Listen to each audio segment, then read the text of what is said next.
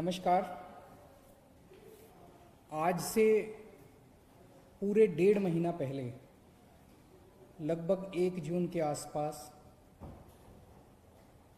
हम लोगों ने अनुमान लगाया था जब लॉकडाउन ख़त्म हुआ, दिल्ली में तेज़ी से कोरोना के केसेस बढ़ रहे थे, तो केंद्र सरकार ने एक फार्मूला बनाया हुआ है ये अनुमान लगाने के लिए कि आज जिस गति से केसेस बढ़ रहे हैं या कम हो रहे हैं उसके हिसाब से अगले महीने कितने केस हो जाएंगे, फिर अगले महीने कितने केस हो जाएंगे, ताकि उसकी तैयारी की जा सके। तो जो केंद्र सरकार का जो फार्मूला था, उस फार्मूले के हिसाब से हम लोगों ने जून के पहले हफ्ते में अनुमान लगाया था कि अगर इसी रफ्तार से केसेस बढ़ते रहे तो 30 जून को कितने केस हो जाएंगे, 15 जुलाई को कितने केस हो जाएंगे और 31 जुलाई को कितने केस हो जाएंगे। और वो अनुमान हमने आप सब लोगों के सामने रखा था। उस अनुमान के मुताबिक 15 जुलाई तक ये अनुमान था कि आज तक 2.25 लाख केस होने का अनुमान था। उस फॉर्मूले के हिसाब से जून में जिस तेजी से केस बढ़ रहे थे पहले हफ्ते में, उसके हिसाब से केंद्र सरकार के फॉर्मूले के हिसाब से आज तक 2.25 लाख केस हो जाने चाहिए थे दिल्ली में टोटल। उसमें से 1,34,000 एक्टिव केसेस होने चाहिए थे और इन एक्टिव केसेस के लिए लगभग 34,000 बेड्स की जरूरत थी। लेकिन पिछले 1.5 महीने में जिस तरह से हम सब लोगों ने मिलकर, दिल्ली के 2 करोड़ लोगों ने मिलके, दिल्ली सरकार ने मिलके, केंद्र सरकार ने मिलके, सब लोगों ने मिलके जो प्रयास किए, आज अनुमान था कि 2.25 लाख केसेस होंगे, लेकिन हकीकत में आज उसके आधे केसेस हैं। 1,34,000 केसेस आज हुए हैं। अनुमान था कि 1,34,000 केस एक्टिव होंगे, लेकिन आज केवल 18,600 केस एक्टिव हैं। अनुमान था 1,34,000 केस एक्टिव होंगे, केवल 18,600 केस एक्टिव हैं। और अनुमान था कि 34,000 अस्पतालों में बेड्स की जरूरत पड़ेगी।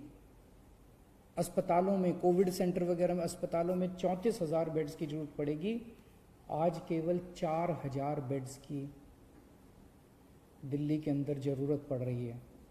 हमने 15,500 बेड्स का इंतज़ाम कर लिया है, लेकिन आज उनमें केवल 4,000 बेड भरे हुए हैं, बाकी सारे बेड खाली हैं। तो स्थिति काफ़ी नियंत्रण में नज़र आ रही है आज। लेकिन मैं बार बार ये कहता हूँ कि हमें कॉम्प्लेसेंट नहीं होना, हमें इसके बारे में ये नहीं होना कि अब सब ठीक हो गया। कभी भी कोरोना बढ़ सकता है, उसकी तैयारी हमें जारी रखनी है। आज हमारी जो स्थिति है इसके लिए, और जो आज स्थिति को हमने पिछले 1.5 महीने रात दिन मेहनत करके हम लोगों ने ठीक किया है, इसके लिए मैं सब लोगों का शुक्रिया अदा करना चाहता हूँ। खासकर दिल्ली के अपने 2 करोड़ लोगों का, उन सब लोगों का जिन लोगों ने दिल्ली में कोरोना की स्थिति पे काबू पाने में मदद की, उन सब लोगों का मैं तहे दिल से शुक्रिया अदा करना चाहता हूँ। क्योंकि मैं ये मानता हूँ, ये मेरी वजह से नहीं हुआ, ये केजरीवाल की वजह से नहीं हुआ, ये हमारे मंत्रियों की वजह से नहीं हुआ।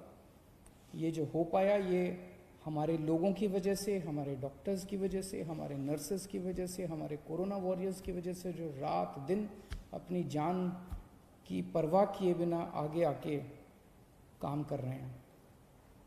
इस दौरान हमने पिछले 1.5 महीने में 3 सिद्धांतों के ऊपर काम किया है।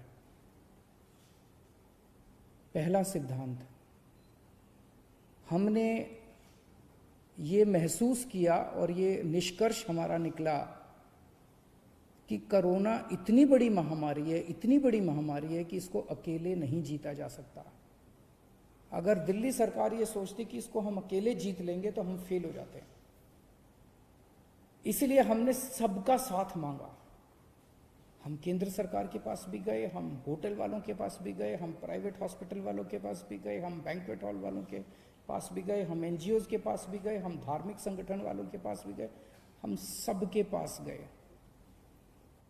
तो पहला हमारा सिद्धांत था कि इस लड़ाई को अकेले नहीं जीता जा सकता, और इसमें हमने सभी पार्टियों का साथ लिया। आज मैं सभी पार्टियों का, बीजेपी का, कांग्रेस का, सबका शुक्रिया अदा करना चाहता हूं। दूसरा सिद्धांत हमने अपनाया कि जब चीजें गलत चल रही थी तो हर व्यक्ति कमियां निकाल रहा था। हमने उस पर नाराजगी जाहिर नहीं की, हमने उस पर गुस्सा नहीं किया। जो भी कमी निकाल रहा था, चाहे वो मीडिया वाले हों, चाहे कोई उस पर रिकॉर्ड करके सोशल मीडिया पे डालता, कोई भी कहीं से कोई भी हमें गलती बताता था, उसको नोट कर लेते थे और उस गलती को सुधारने की कोशिश करते थे। यही कारण है जिस एलएनजेपी अस्पताल के बारे में पहले जून के पहले हफ्ते के अंदर इतना उसके अंदर नुक्स निकाले जा रहे थे, हमने एक नुक्स नोट किया। जिन जिन पत्रकारों ने स्टोरीज की, मैंने खुद कई पत्रकारों को फोन करके, एडिटर्स को फोन करके पूछा कि आप हमें बताइए कि कहां कमियां और कैसे ठीक करें, और उन कमियों को नोट करके उन कमियों को हमने दूर करने की कोशिश की। मुझे बेहद खुशी है कि जिस एलएनजेपी अस्पताल के बारे में इतनी बुराई की जा रही थी, आज उसकी इतनी तारीफ की जा रही है, और ये सारा श्रेय मैं हमारे एलएनजेपी हॉस्पिटल के डॉक्टर्स, नर्सेज और उनके एडमिनिस्ट्रेशन और मेडिकल सुपरिंटेंडेंट और वहाँ के डायरेक्टर को देना चाहता हूँ, जिन्होंने बहुत मेहनत की है। तो दूसरा सिद्धांत हमारा था कि हमने कभी भी जो हमारे क्रिटिक्स थे, जो हमारी बुराई कर रहे थे, उनकी बातों का बुरा नहीं माना, और उनसे हम लोगों ने अपनी कमियां हम नोट करते गए और उसको ठीक किया। और तीसरी चीज, हम सब लोगों ने मिलकर हार नहीं मानी। ऐसा कोई पल नहीं आया जब हमें लगा यार अब स्थिति हमारे कंट्रोल में नहीं, अब हम कुछ नहीं कर सकते, क्योंकि अगर हम हार मान लेते तो पता नहीं कितनी मौतें हो जाती। हम लगे रहे। हमें यकीन था कि मेहनत अंत पंत में काम आएगी। सब लोग कह रहे हैं कि दिल्ली मॉडल, प्रधानमंत्री जी ने दिल्ली मॉडल की तारीफ की कि दिल्ली मॉडल लागू होना चाहिए बाकी इलाकों में। ये दिल्ली मॉडल आखिर है क्या? इसमें सबसे पहली चीज थी, जैसा मैंने बताया, इस दिल्ली मॉडल की बुनियाद है कलेक्टिविटी, टीम वर्क, सबको साथ लेके चलना। तो हम लोग बैठे और हमने पूरी प्लानिंग की कि कहाँ कहाँ क्या क्या करने की ज़रूरत है, कहाँ कहाँ किस चीज़ की ज़रूरत है। और उस प्लानिंग में जहाँ जहाँ हमें लगा कि ये कमी है और ये हमारे पास नहीं है, ये किसके पास है, हम उसके पास गए और उससे मिन्नतें करी और हम मदद लेके आए। जैसे टेस्टिंग कम हो रही थी, हम टेस्टिंग बढ़ाना चाहते थे, लेकिन हमारी कैपेसिटी थी, दिल्ली के अंदर मैक्सिमम 10,000 टेस्ट हो सकते थे। हमने केंद्र सरकार से मदद मांगी, केंद्र सरकार ने हमारी मदद की।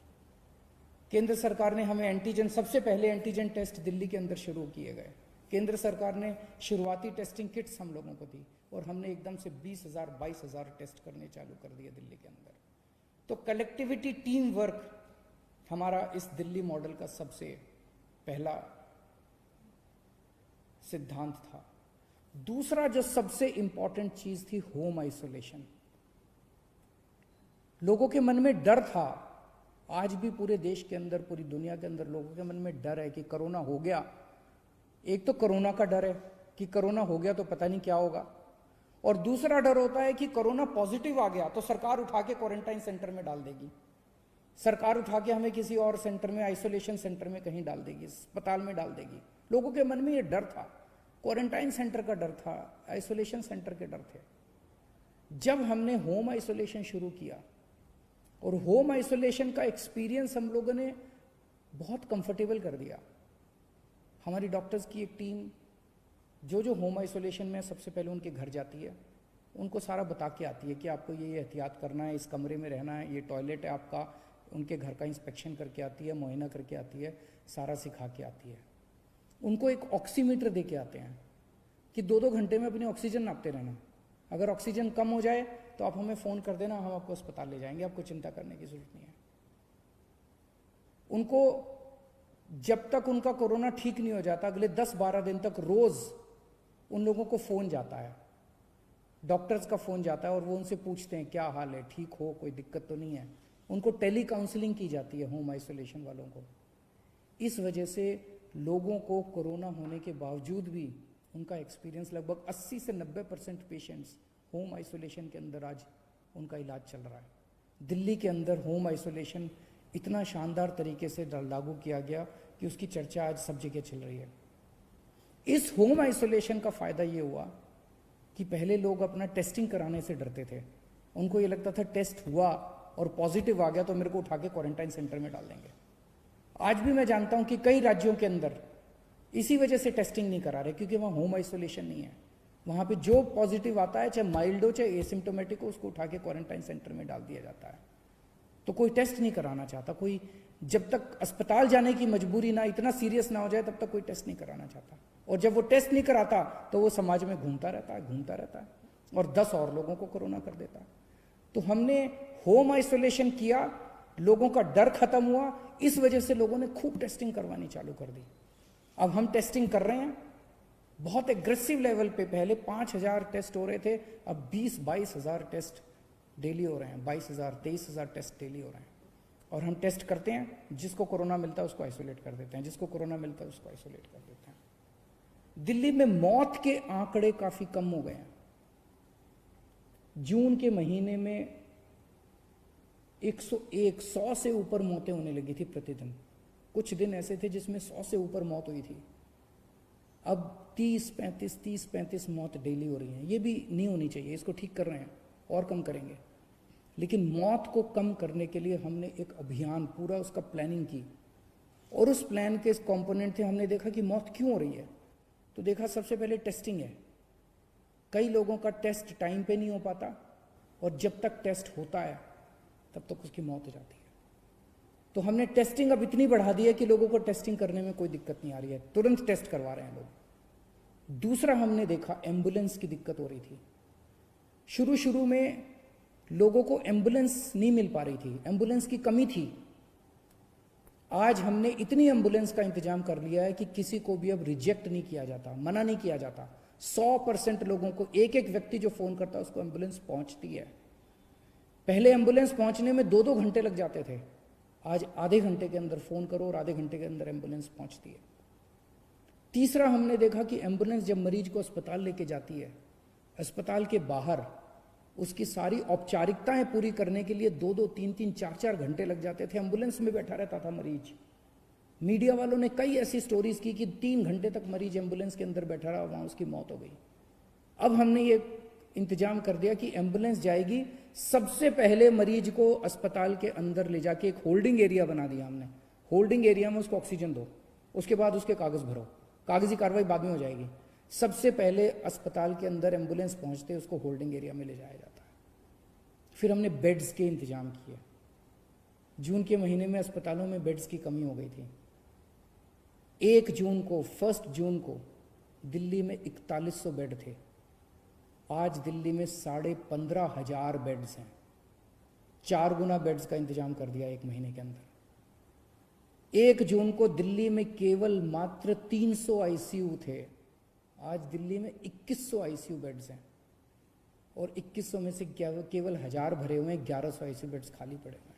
तो बहुत मैसिव लेवल पे हमने बेड्स का और आईसीयू बेड्स का एक्सपेंशन किया, जिसकी वजह से आज लोगों को ये भरोसा है कि अगर अस्पताल जाना पड़ा तो बेड्स की कमी नहीं है, आईसीयू की कमी नहीं है। और एक जो प्लाज्मा थेरेपी हमने शुरू की, सबसे पहले दिल्ली में प्लाज्मा के ट्रायल्स किए गए, उसके बहुत अच्छे नतीजे आए। उसके बाद अब हमने प्लाज्मा बैंक शुरू किया है, और जिसको प्लाज्मा चाहिए उसको वहाँ से प्लाज्मा मिलता है। जब तक वैक्सीन नहीं आ जाता तब तक प्लाज्मा, मैं ये तो नहीं कहूँगा कि सबकी जान बचा लेता है, लेकिन काफ़ी लोगों की जान बचाने में प्लाज्मा मदद करता है। अंत में केवल इतना कहना चाहूँगा, जून के मुकाबले आज हम बेहतर स्थिति में हैं, लेकिन इसका मतलब ये नहीं है कि जंग जीत ली गई है। अभी रास्ता बहुत लंबा बाकी है, कभी भी कोरोना फिर से बढ़ सकता है।